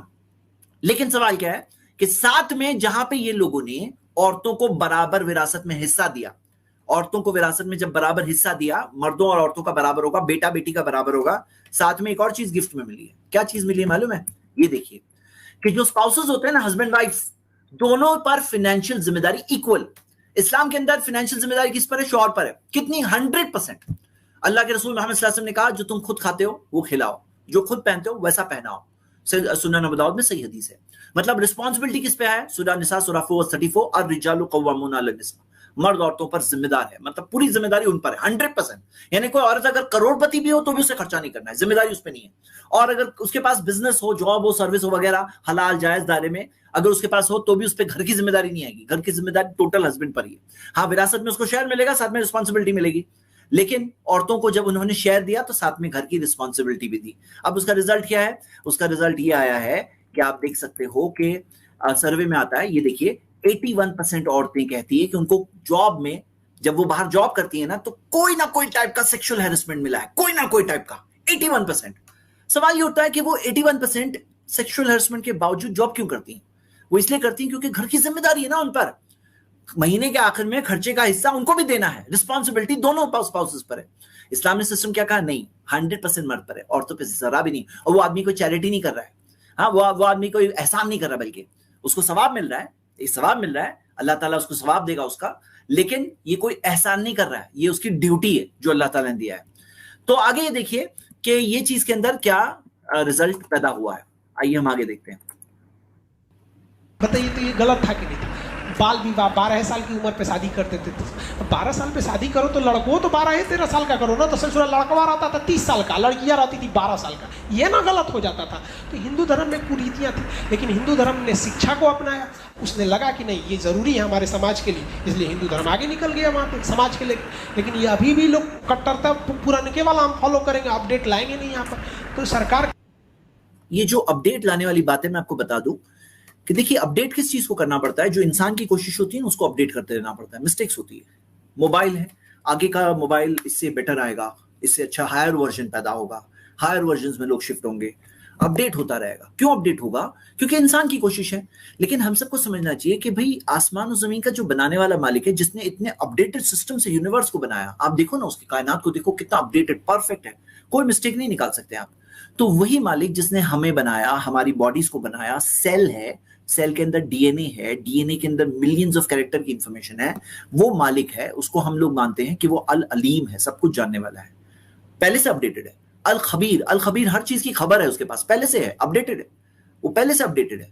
हम लोग अपडेट होते हैं थोड़ा थोड़ा थोड़ा, फिर भी 100% तक नहीं पहुंचते, अनअपडेटेड भी रह जाते हैं। लेकिन वो अल खबीर है, अल हकीम है, हिकमत वाला है, वाइज है। हमारी हिकमत होती है ना, प्रोपेगेंडा के आगे चली जाती है। हम लोगों को मालूम है शराब से बहुत प्रॉब्लम होता है, फिर भी शराब हम लोग बैन नहीं कर सकते। क्यों नहीं कर सकते? क्योंकि बिजनेसेस चलते हैं, लॉबीज हैं जो प्रोपेगेंडा करती है, एडवर्टाइजमेंट होती है वगैरह। शराब से जिंदगियां बर्बाद होती है, लेकिन हमारा अपडेट करके भी फायदा नहीं होता हमारा। तो यहां क्या है ना,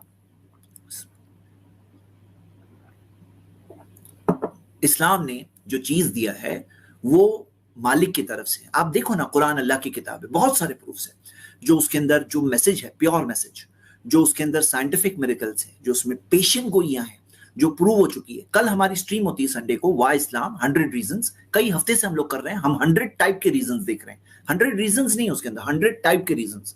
तो हम लोग देख रहे हैं अल्हम्दुलिल्लाह। आप देखेंगे आपको हंड्रेड्स ऑफ रीजन मिलेंगे कि कुरान अल्लाह की किताब है, मोहम्मद सल्लल्लाहु अलैहि वसल्लम सच्चे रसूल हैं, और इनके पास इसी वजह से ये चीज जो पहले से आई है, सही आई है, इसलिए अपडेट करने की जरूरत नहीं। अपडेट क्या होता है मैं आपको बताऊं कि जो उसूल मिला उसके एप्लीकेशन में हम देखते हैं। जैसे उन्होंने बताया खम्र, कुरान में आता है खम्र, और खम्र का डेफिनेशन है माखामर अल अक्ल, जो अक्ल पे पर्दा डाल दे, मतलब खम्र यानी शराब, नशा। तो उसके अंदर हम देखते हैं ड्रग्स जो है, जो भी अक्ल पे पर्दा डाल देती है, वो भी खम्र के अंदर है। तो नई नई चीजें आएगी तो ओल्ड चीजें जो ओरिजिनल प्रिंसिपल्स है उसको अप्लाई करेंगे, और जो ओरिजिनल की नॉलेज नहीं होती है अवाम के पास, तो उन तक पहुंचाना पड़ता है इंफॉर्मेशन, तो वो लोग अपडेट होते हैं। अपडेट इस्लाम नहीं होता है, अपडेट लोगों की इंफॉर्मेशन होती है। हाँ, तो ये बात इस्लाम के ताल्लुक से। और आपको हम सबको ये समझना चाहिए कि भाई हम सब जब रहते हैं अलग अलग मजहब के लोग, तो हम एक दूसरे को रिस्पेक्ट भी करें इस चीज के अंदर, ब्लाइंड नहीं रखें, दिमाग को बंद नहीं रखें। आप जो सवाल पूछेंगे मैं आपको इंशाल्लाह प्रूफ के साथ दूंगा, एनालिसिस के साथ जवाब दूंगा। मैं एक स्टूडेंट ऑफ नॉलेज हूं, मैं सिर्फ इंफॉर्मेशन शेयर कर रहा हूं आपके साथ, लेकिन बताना ही चाह रहा हूं कि ये हमारे आंखों के आगे प्रोपेगेंडा हमारा होता है, जो हम समझते हैं यही सही है, जो हम सोचते हैं। आगे खोल के तो देखो क्या है आगे। जो चीज को हम पहले से गलत बोल के रखे हैं, हो सकता है आप जिस चीज को गलत बोल रहे हो वही चीज सही बात है, जरा खोलो तो सही। कहती कि भाई देखिए, वसीयत का जो नियम कानून रहेगा ना, सबका सेम रहेगा, जो हिंदू मुस्लिम सबका सेम रहेगा, ठीक है। गोद लेने का नियम भी नहीं, एक मिनट, वसीयत के जो बात ये कह रहे हैं, वसीयत वाली बात, तो मैं आपको बता दूं, वसीयत के अंदर मैंने आपको बताया 1/3, लेकिन वसीयत के अंदर एक चीज बहुत जरूरी होती है, हाँ, जो आपको मैं बताना चाहता हूं, आप भी इस बात को अप्रिशिएट करें। क्या आपको पता है कि इस्लाम के अंदर वसीयत के अंदर क्या बताया? ला वसीयता ली वारिसिन, वारिस के लिए वसीयत नहीं है। तो कोई शख्स इस्लामिक लॉ के अंदर छेड़खानी नहीं कर सकता कि भाई मैं बेटे को डबल देना चाहता हूं, मैं बेटी को नहीं देना चाहता हूं, नहीं चलेगा। जो अल्लाह ने दिया वही देना पड़ेगा। वसीयत किसके लिए है? गैर वारिस, वारिस के लिए नहीं है। लेकिन आप देखोगे कि दूसरे लॉज के अंदर ये चीज चेंज हो जाती है। हाँ, ये चीज चेंज हो जाती है। मिसाल के तौर पर वो अपने कानून, अपने वसीयत के जरिए विरासत का कानून को शख्स बदल सकता है। इससे क्या होता है मालूम? बात समझिए। मैं जो आपके सामने बता रहा हूं ना, कि जो आपने देखा कि इतने सारे केसेस पेंडिंग है, यहां पे देखिए नीचे की लाइन में देखिए, हाँ, जो 1 करोड़ से ज्यादा सिविल केसेस पेंडिंग है, 1 करोड़ से ज्यादा। तो ये जो सिविल केसेस है, इसमें से 76% प्रॉपर्टी डिस्प्यूट है, फैमिली डिस्प्यूट है।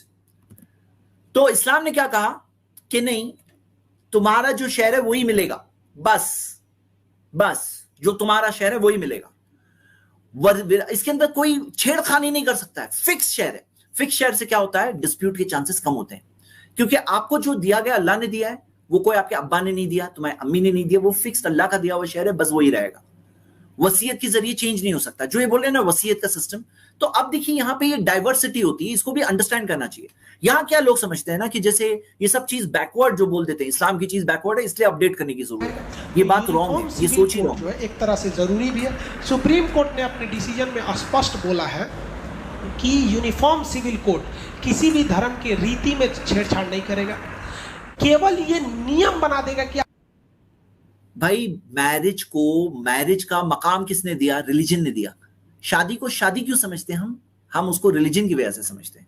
तो शादी, तलाक, ये सब चीज रिलीजन के हिसाब से रीति भी है और रिलीजन के हिसाब से इसकी प्रैक्टिस भी है। और बल्कि ये रीति वाली बात जो बोल रहे हैं ना, ये भी इनके पास प्रूफ नहीं है। ये प्रूफ नहीं है कि ये सुप्रीम कोर्ट ने कहा है, या आगे का जो ड्राफ्ट होगा या जो भी चीज होगा, वो सब चीजें अनक्लियर है इस टाइम पर। सब चीजें अनक्लियर है जी। आप हिंदुस्तान के कानून के हिसाब से तलाक दीजिए, और तलाक पॉसिबल भी है। रीजन समझिए तलाक का क्या है। मैं बहुत लोग में विवाद हो जाता है। महिलाओं में वो खराबी जानते हैं क्या होता है? जब इनको गुस्सा चढ़ेगा तो इनको ये समझ में नहीं आएगा कि किसको कितना बोल रहे हैं। ऐसा बात बोल देगी सब ना कि आदमी पगला जाएगा वहाँ पे। गुस्सा के आधा 80% तलाक केवल जुबान की गंदगी से होता है। इतना टफ वर्ड बोल देते हैं कि दिल के तकलीफ है। कह देंगे तू और ऐसा अच्छा था हमारा रिक्शा वाला से बिया हो गया रहा। बताइए ये गलत बात है कि नहीं? रिक्शा वाला से भी एक पुरुष क्यों जाना जाता है? कमाने के लिए। मुख्य रूप से वो कमाने के लिए जाना जाता है कि कभी भी ये कमाएगा। जिस वजह से वो जाना जाता है कमाने के लिए, तो तू बोलती है कि रिक्शा वाला से बिया हो जाता है, यानी कमाने के लेवल में तूने सबसे नीचे फेंक दिया ना। इसी में पुरुष कह देगा महिला को कि महिला क्यों जानी जाती है? इज्जत के लिए, सम्मान के लिए। कह देगी तोरा से। ठीक है, यहां पे मैं आपको बात बता दूं, ये जो उन्होंने कहा ना कि भाई कभी बीवी गुस्से में आकर कुछ बोल रही है और आदमी गुस्से में आके तलाक कह सकता है, वो तो मैं बता चुका हूं आपको कि गुस्से में आके वो डायरेक्टली तलाक नहीं बोल सकता। गुस्से में आके डायरेक्ट तलाक नहीं बोल सकता है। लेकिन ये जो बात बोल रहे हैं, इनको यहां पे बात समझना चाहिए कि भाई इस्लामिक लॉ के अंदर मर्द को तलाक का राइट दिया गया है, एक लिमिटेड, कि भाई ये कानून के तहत तुम तलाक दे सकते हो। ऐसे नहीं कि कभी भी उठ के तलाक कह दी। उसका टाइम और सिस्टम है। सिस्टम के तहत सूरह 65 वर्स 1 सूरह तलाक की पहली आयत है ना, वहीं से बात मिलती है। सिस्टम के तहत तलाक देने कहा गया। लेकिन औरतों को अगर तलाक चाहिए तो उसको या तो हस्बैंड को बोलना पड़ेगा, या तो हस्बैंड नहीं दे रहा है, काजी के पास जाएगी, काजी के पास से जाकर खुला लेगी, या काजी उसके अंदर निकाह फस्ख करेगा। तो ये सिस्टम है। तो यहां पे ये जो कह रहे हैं ना कि औरतों को गुस्सा आ जाए तो यही बात है भाई, आप खुद अपनी जुबान से बोल रहे हो, जो चीज के अंदर लोग बोलते हैं कि भाई इस्लाम के अंदर औरतों को क्यों राइट नहीं है कि डायरेक्टली जाके तलाक दे दें, हाँ औरतों को क्यों राइट नहीं है, तो यहां आप देखोगे कि औरतों को जो चीज अल्लाह ने नहीं दिया उसमें भी विजडम है, उसमें भी विजडम है कि भाई औरतों डायरेक्टली कहने का इजाजत नहीं है, वो जाएगी काजी के पास जाके प्रेजेंट करें, उसको कन्विंस करें, अपना केस प्रेजेंट करें, जैसे नबी सल्लल्लाहु अलैहि वसल्लम के जमाने में हुआ, हाँ जैसे नबी सल्लल्लाहु अलैहि वसल्लम के जमाने में हुआ उसको मिल सकता है। लेकिन मैं आपको एक चीज बताना चाहता हूं, मैं जरा उसकी पावर पॉइंट खोल रहा हूं, एक चीज जिसे समझ सकते हैं लोग ये बात को इंशाल्लाह।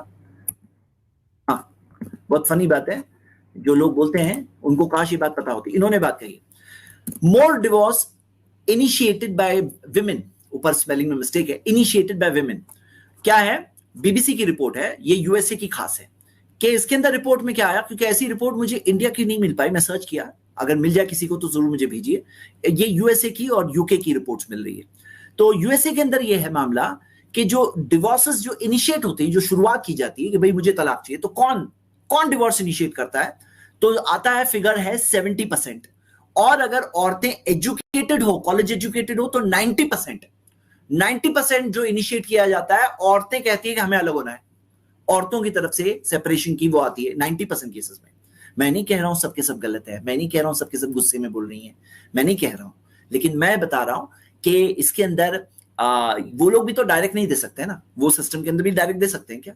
तो इस्लामिक सिस्टम के अंदर भी औरतों को जाना है कोर्ट में, जो इस्लामिक काजी, इस्लामिक कोर्ट होता है, वो उसको अपने तौर पे मामला सॉल्व करना है कम्युनिटी लेवल पर। आगे हम ये देख रहे हैं कि उसी तरह यूके के अंदर 62% डिवोर्सेस विमेन से इनिशिएट किया हुआ है। अब आप देखोगे डिवोर्स रेट कितना हाई है कि अगर 100 शादियां होती है तो 53 डिवोर्स हो जाते हैं अमेरिका में, और बेल्जियम में 100 शादियां होती है 71 डिवोर्स हो जाते हैं। तो ये जो फेल्ड सिस्टम है, जो आज यहाँ यूनिफॉर्म सिविल कोड के जरिए यहाँ लाने की बात हो रही है। चलिए आगे देखते हैं। तो ओकरा के फेंक दिया नीचे, ये एकरा फेंक दी नीचे, ले मार हो गया यहाँ पे। सबसे गलत बात है, आप लोग की भी जब शादी ब्याह होगी, जब भी लड़ाई झगड़ा होगा, तो कह दीजिएगा तुमको आज जितना बोलना है बोल दो, हम कल बोलेंगे, तुरंत मत बोलिएगा, नहीं तो फिर वही हो जाएगा। सही बात है, सही बात है, समझ में आएगा? तो ये यूनिफॉर्म सिविल कोड ये नियम आना चाहिए, लेकिन इसको ना मीडिया इस तरह से दिखा रहा है ना कि ये गेम चेंजर साबित हो जाएगा देश के लिए, कुछ साबित नहीं हो। समझ में आएगा?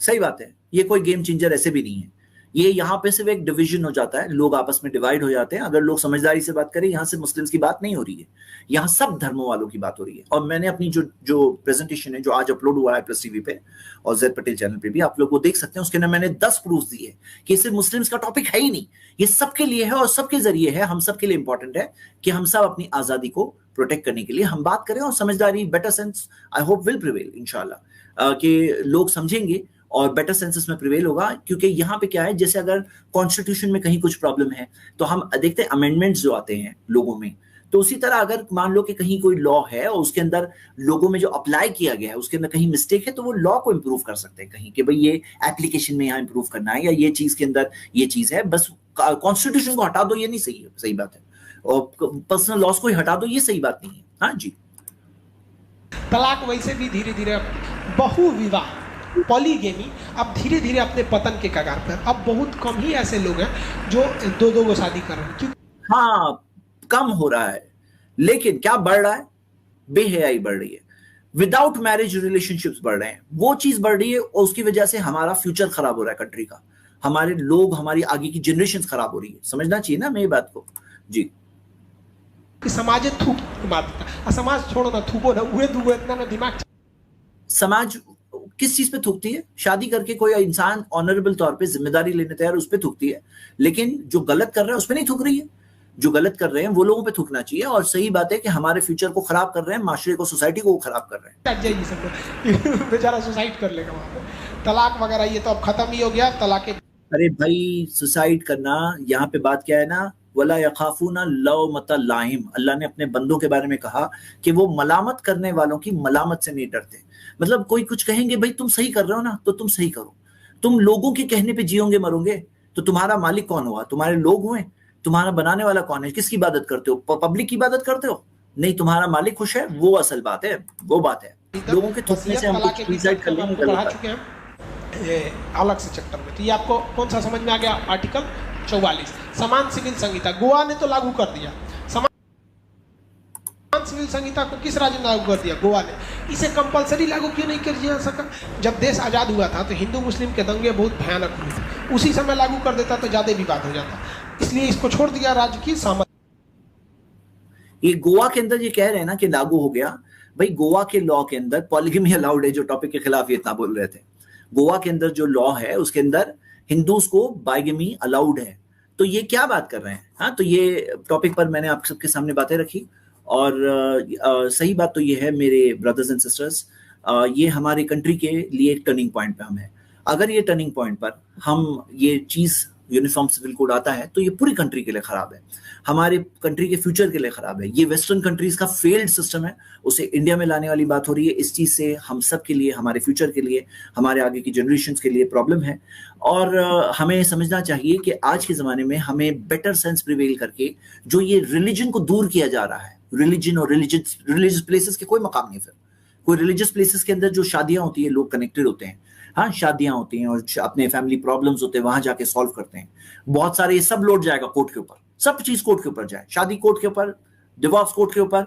तो ये सब चीज से क्या होता है, ये सब चीज से प्रॉब्लम्स क्रिएट होते हैं। और इंडियन पब्लिक का मैंडेट क्या है? स्पेशल मैरिज एक्ट तो पहले से है, लेकिन शादियां कितनी होती है स्पेशल मैरिज एक्ट से? गिनी चुनी। सब लोग कहां शादी करते हैं? अपने पर्सनल लॉज में शादी करते हैं। तो इंडियन लोगों का मैंडेट भी यही है कि हमें अपने पर्सनल लॉज के साथ करना है। यही बात मैंने आप सबके सामने रखी। आई होप इस टर्निंग पॉइंट पे इंडिया में सही चीज लोग समझेंगे और उसी चीज के मुताबिक जाएंगे। हमें अपने दिल में नफरतों को बचाना है। कई बार नफरत में आदमी कुछ ऐसा कर जाता है जो खुद उसकी आगे जनरेशन के लिए, उसके खुद के फॉलोअर्स के लिए, लोगों के लिए खराब हो। मतलब इसके अंदर ये होता है कि नफरतों को हमें बीच में नहीं आने देना है। We have to let better sense prevail, और हम सही समझदारी के साथ फैसला करें और कंट्री को सही डायरेक्शन की तरफ ले जाएं। ये इस वीडियो को मैंने डिबंक किया, लोगों तक पहुंचाया जाए इंशाल्लाह। और मैं खान सर से भी लास्ट में ये बात कहूंगा कि आपको ये चीज को पर्सनली नहीं लेना चाहिए। हम सब इंडिया के रहने वाले हैं, हम सब एक दूसरे के यहाँ के वेल विशर्स हैं, हम सब एक तरह से कनेक्टेड हैं। तो मैं आपको यही कहूंगा कि हमारे लिए जरूरी है कि हम सब इंसाफ से काम लें। कहीं आपसे कोई चीज हुई तो बहादुर इंसान वो होता है जो अपनी गलती कहीं आए साबित हो गई तो एक्सेप्ट कर ले। एक्सेप्ट करने से छोटे नहीं होते हैं।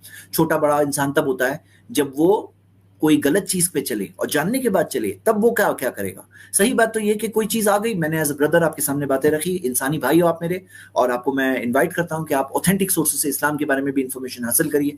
शुक्रिया। इसी के साथ हम आज की स्ट्रीम खत्म करते हैं। अस्सलाम वालेकुम व रहमतुल्लाहि